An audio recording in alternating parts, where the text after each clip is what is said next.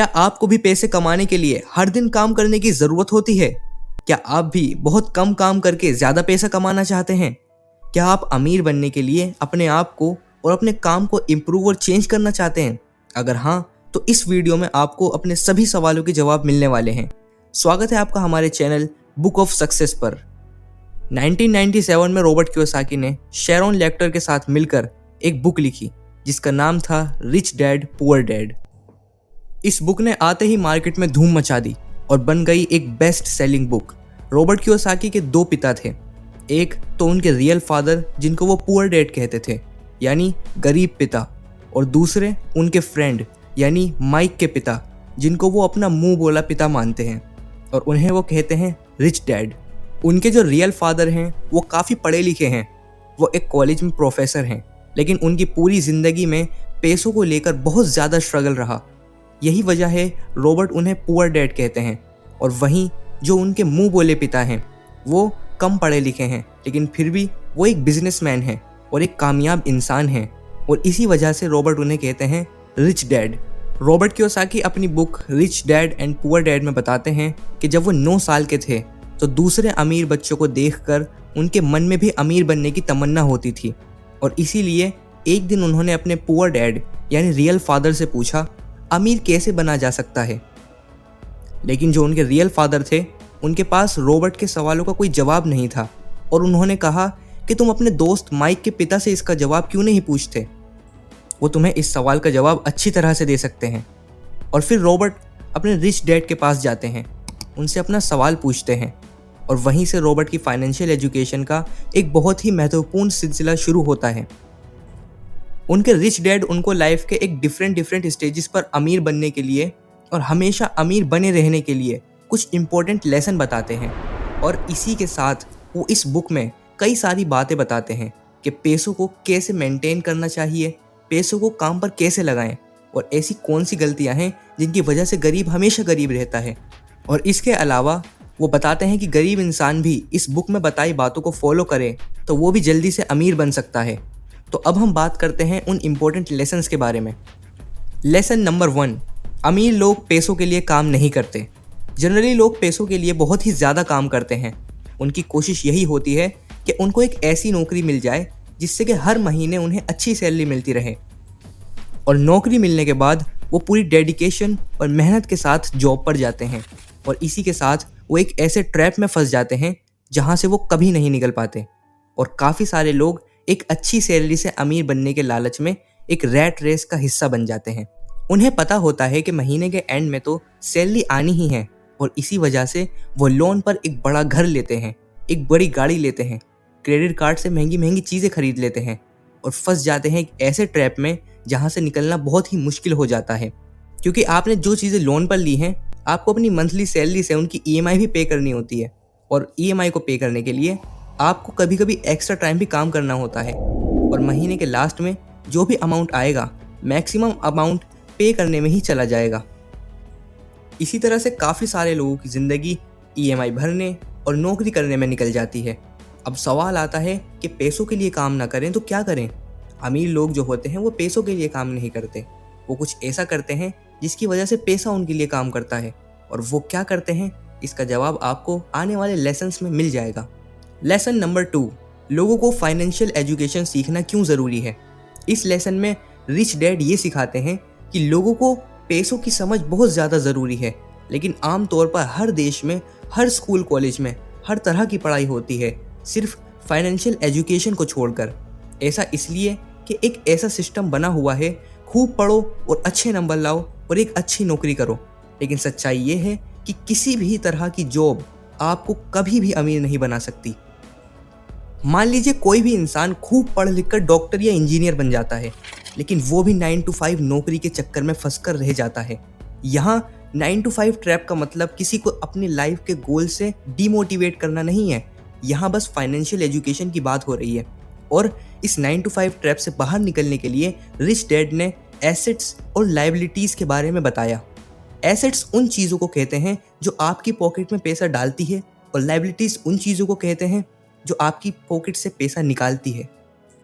For example, आपने एक घर लिया और उसको रेंट पर उठा दिया तो उसको हम बोलते हैं एसेट, यहाँ वो घर आपकी पॉकेट में पैसा डाल रहा है, क्योंकि वहाँ से आपको मंथली रेंट मिलता है, साथ ही साथ उस घर की कीमत भी बढ़ती है। वहीं दूसरी ओर आपने एक न्यू कार लोन पर ली। अब उसका पेट्रोल का खर्च, उसकी मेंटेनेंस का खर्च और मंथली ईएमआई, ये आपकी लाइबिलिटी हुई, क्योंकि वो कार आपकी पॉकेट से पैसे निकाल रही है। और अमीर बनने के लिए सबसे ज़्यादा ज़रूरी है कि आप एसेट खरीदो और लाइबिलिटीज़ को जितना हो सके उतना कम करो। ये सब बातें आपको दुनिया के किसी भी स्कूल में नहीं सिखाई जाती, क्योंकि वहाँ तो आपको एक अच्छी जॉब को हासिल करने के बारे में सिखाया जाता है। ये कभी भी नहीं सिखाया जाता कि अपने पैसों को ग्रो कैसे करें। इसलिए फाइनेंशियल एजुकेशन का सीखना बहुत ही ज़्यादा ज़रूरी है। लेसन नंबर 3, अपने काम से काम रखो। इस लेसन में रॉबर्ट कियोसाकी बताते हैं कि रिच डैड ने बताया कि कोई भी आम सी जॉब करने वाला इंसान पार्ट टाइम कोई भी ऐसा दूसरा काम कर सकता है जो उसकी इनकम को बढ़ाए। इसके लिए ज़रूरी नहीं कि शुरुआत बड़े लेवल से की जाए, क्योंकि हर किसी के पास इतना पैसा नहीं होता। आप अपनी नौकरी करते हुए भी साथ में कोई भी अपना पसंदीदा काम कर सकते हो। एग्जाम्पल के लिए, अगर कोई इंसान स्कूल में टीचर है तो वो उसका प्रोफेशन है, ना कि बिजनेस। उसका अपना काम वो होगा जो वो खुद शुरू करेगा। एक बार मैकडोनल्ड के फाउंडर रे क्रॉक एमबीए के स्टूडेंट्स की क्लास में स्पीच दे रहे थे। स्पीच के दौरान क्रॉक ने स्टूडेंट्स से पूछा, क्या आप जानते हो कि मैं क्या बिजनेस करता हूँ? तो सभी स्टूडेंट ने यही कहा कि आप हैमबर्गर के बिजनेस में हैं। और ये जवाब सुनकर क्रॉक को हंसी आ गई। फिर उन्होंने कहा कि मैं हैमबर्गर के बिजनेस में नहीं हूँ, क्योंकि मेरा मेन काम तो रियल एस्टेट का है। ऐसा इसलिए कि जब भी कोई हैमबर्गर की फ्रेंचाइजी खरीदना चाहता है, फिर उसे उस ज़मीन की खरीदारी भी करनी पड़ती है। तो हुआ ना रियल एस्टेट बिजनेस। तो खुद देख लो, मैकडोनल्ड आज पूरे वर्ल्ड में रियल एस्टेट का सबसे बड़ा एम्पायर बनकर खड़ा हुआ है। तो रिच डैड रॉबर्ट कियोसाकी को सिखाते हैं कि कैसे आज कुछ लोग बाकी सब के लिए काम करते हैं, खुद के लिए नहीं करते। इसलिए इंसान को चाहिए कि अपना फोकस खुद पर भी करे। इसका मतलब ये बिल्कुल भी नहीं है कि आप अपनी नौकरी छोड़ दें। वो तो ये कहना चाहते हैं कि आप अपनी नौकरी के साथ साथ अपने एसेट वाले पहलू को भी मजबूत करें। लेसन नंबर 4, सीखने के लिए काम करें, पैसों के लिए नहीं। रॉबर्ट कियोसाकी अपनी बुक में बताते हैं कि एक बार सिंगापुर में उनका इंटरव्यू एक फीमेल जर्नलिस्ट ने लिया था। और इंटरव्यू के बाद वो जर्नलिस्ट रॉबर्ट के पास आती है और बोलती है कि उनका भी सपना बेस्ट सेलिंग राइटर बनने का था, लेकिन वो नहीं बन पाई। जर्नलिस्ट ने रॉबर्ट को अपने कुछ लेख भी दिखाए और वो रॉबर्ट ने पढ़े भी। रॉबर्ट ने देखा कि उस फीमेल जर्नलिस्ट के लिखने का तरीका बहुत ही अच्छा था, इसलिए रॉबर्ट ने उस जर्नलिस्ट को सेल्स ट्रेनिंग का कोर्स करने की राय दी। लेकिन ये सुनकर वो महिला नाराज़ हो गई, क्योंकि वो बहुत ज़्यादा पढ़ी लिखी थी। उसके पास इंग्लिश लिटरेचर में मास्टरी डिग्री थी। उसके हिसाब से सेल्स का काम सीखना उसके स्टैंडर्ड का नहीं था। रॉबर्ट कहते हैं कि दुनिया काफ़ी सारे पढ़े लिखे स्मार्ट लोगों से भरी पड़ी है, लेकिन पॉइंट ये है कि पैसा कमाने के लिए सिर्फ टैलेंट की ज़रूरत नहीं होती। आपको ये पता होना चाहिए कि आप इस टैलेंट को कैसे यूज़ में ला सकते हो। जब तक आप ये नहीं जानोगे, तब तक आपका सारा टैलेंट बेकार है। उस महिला की तरह काफ़ी सारे लोग सीखने के लिए काम नहीं करते। अगर वो महिला सेल्स की ट्रेनिंग सीख ले तो हो सकता है कि वो महिला आने वाले टाइम में बेस्ट सेलिंग राइटर भी बन जाए। याद रखो, एक लॉन्ग जंप के लिए कुछ कदम पीछे होना होता है।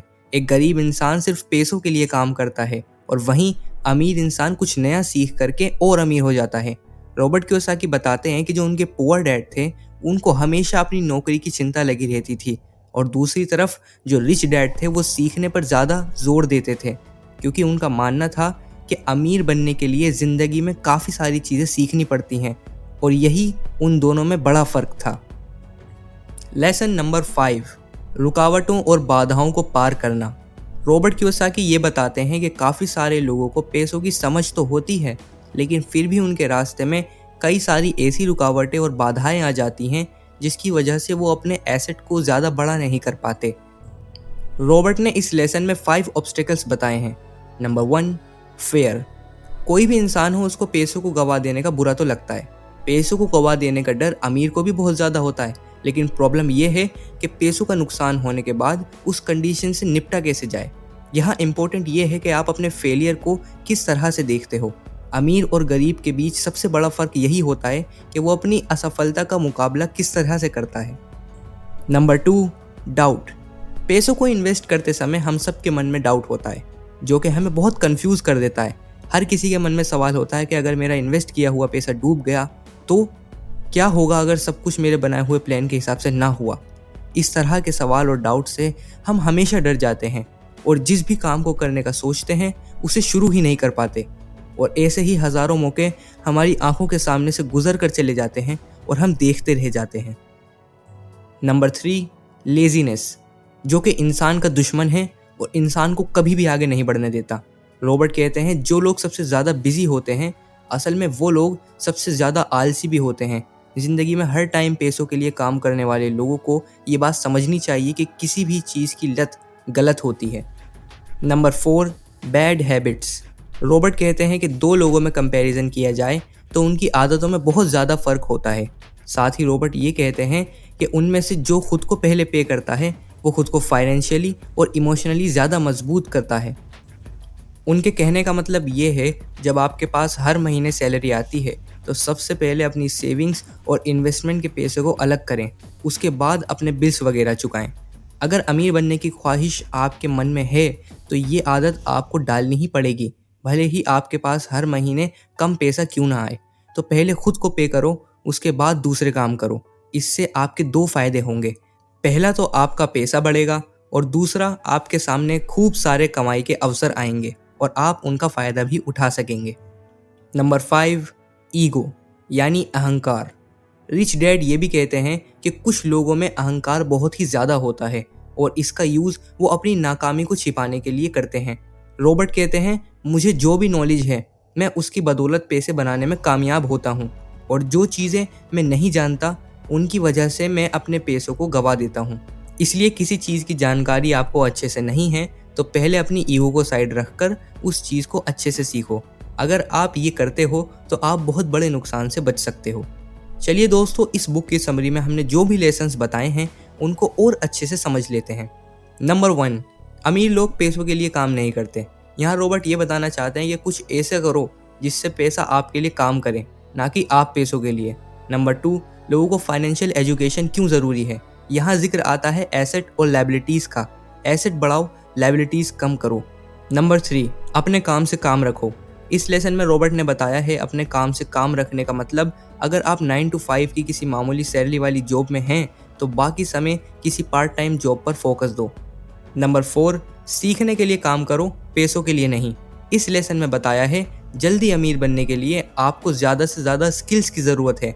अगर आप सीखने पर फोकस करोगे पैसा खुद ब खुद आपके पास आएगा। लास्ट लेसन था रुकावटों और बाधाओं को पार करना। यहाँ रॉबर्ट ने 5 ऑब्स्टिकल्स बताए हैं।